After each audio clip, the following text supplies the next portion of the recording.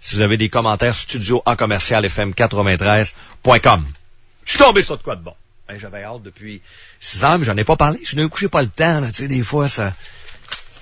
Je pense que j'ai réussi, ça va faire prétentieux un peu, mais bon, vous jugerez, à démasquer la classe et Gabriel Nadeau-Dubois.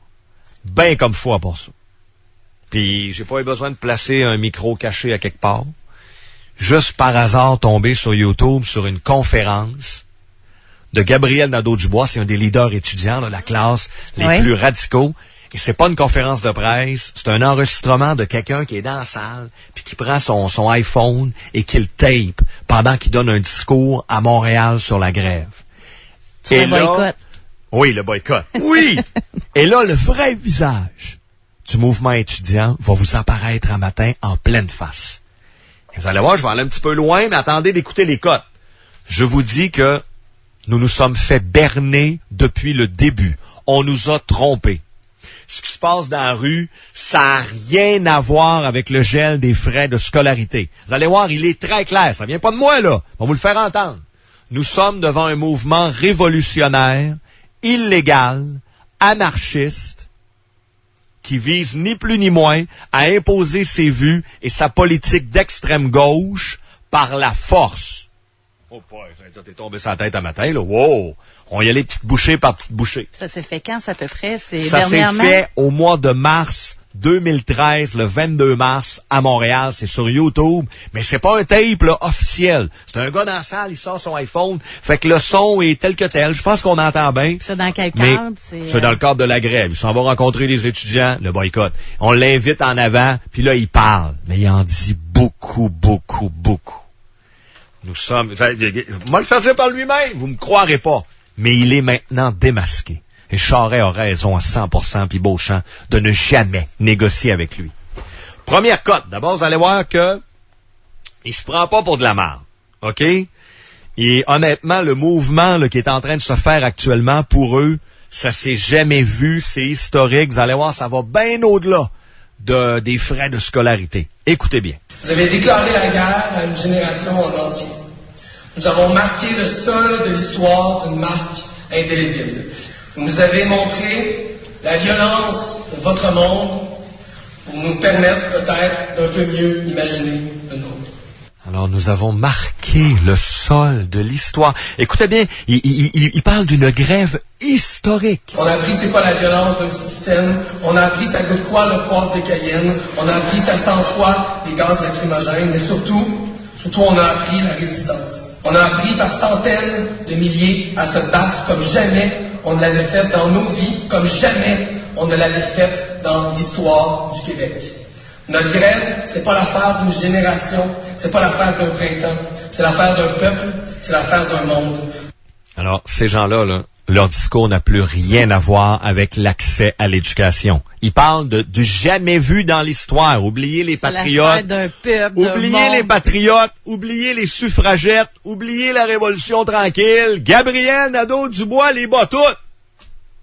Alors, mais c'est quoi son but? Là, vous allez dire, OK, Butch, peut-être enflé un peu. Ça se peut. Jeune fringant, c'est correct.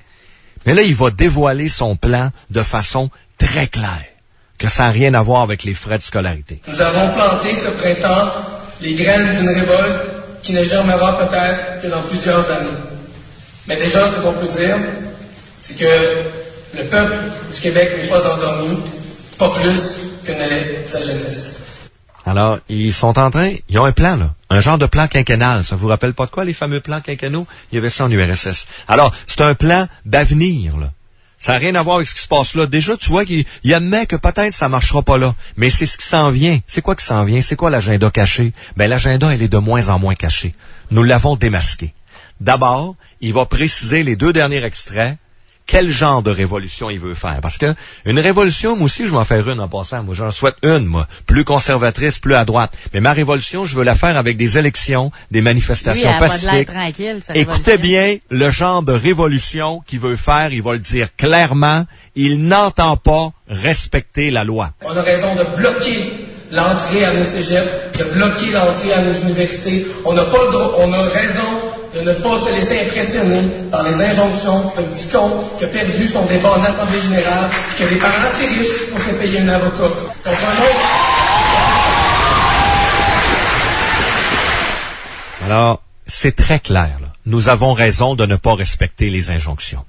On va continuer à bloquer, puis le petit con avec son injonction n'en a rien à foutre. C'est assez clair?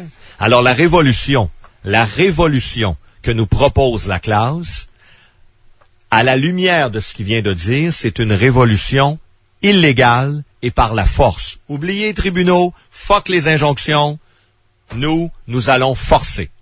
Et un peu plus loin, dernier extrait, il reparle encore de cette genre de révolution qu'il prépare. Je peux aujourd'hui vous transmettre le souhait, je crois, le plus cher des étudiants et des étudiantes qui sont en grève actuellement au Québec, et c'est servir de tremplin, que notre grève serve de tremplin à une contestation beaucoup plus large, beaucoup plus profonde et beaucoup plus, radicale de la direction que prend le Québec depuis les dernières années. Je suis certain que vous pensiez que j'exagérais quand j'ai commencé cette intervention-là, et vous aviez raison. Mais là, vous l'avez d'en face, là.